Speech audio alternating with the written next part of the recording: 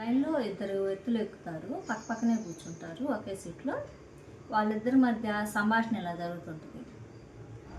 ఒక అతనేమో బలంగా ఎత్తుగా ఉంటాడు, ఒక అతనేమో బక్కగా కానీ బాగా తెలివైనవాడు. వీళ్ళిద్దరి మధ్య సంభాషణ ఏంటంటే ఏదో మాట్లాడుకుంటా ఈ సంభాషణ ఎక్కడికి వచ్చిందంటే శక్తి గొప్పదా యుక్తి గొప్పదా అనే సంభాషణ మొదలు పెట్టుకుంటారు. అంటే శక్తి అంటే బలవంతులైన వాళ్ళు గొప్పవాళ్ళ, తెలివైన వాళ్ళు గొప్పవాళ్ళ అనే విషయంగా సంభాషించుకుంటారు. ఆ విషయంగా బలవంతుడైన అతను నువ్వు ఈ తినాలి, అవి తినాలి, గోధుమలు తినాలి, జొన్నలు తినాలి, రాగులు తినాలి, అప్పుడే బలవంతంగా ఉంటావు, ఏ పనైనా చేయగలుగుతావు అని పొద్దుగూకులు ఆయనకి ఏదో ఒకటి చెప్తా ఉంటాడు. ఆ తెలివైన వాడు ఏం చేస్తాడు, బాగా చిరాకేస్తుంది ఆయన మాటలకి.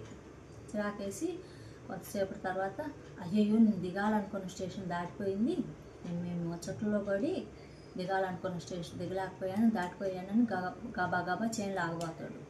బక్క అతను కదా, ఆ బలం సరిపోదు చైన్ లాగటానికి. అప్పుడు ఈ బలమైన అతను లేసి చైన్ లాగుతాడు గట్టిగా. లాగంగానే ట్రైన్ ఆగిద్ది.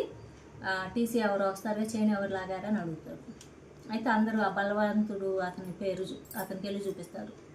ఇతనే లాగాడండి అని. ఆ బక్క అతను కూడా ఇతని మీదే చెబుతాడు, ఈయన లాగాడు, ఎవరికి ఏం తెలియదు అన్నట్టుగా. ఇంకేంది దాని ఉద్దేశం ఏంది, తెలివైన నోటితో పెట్టుకుంటే ఇంతే ఉంటుంది అనే అర్థంతో కథ ముగిసిద్ది.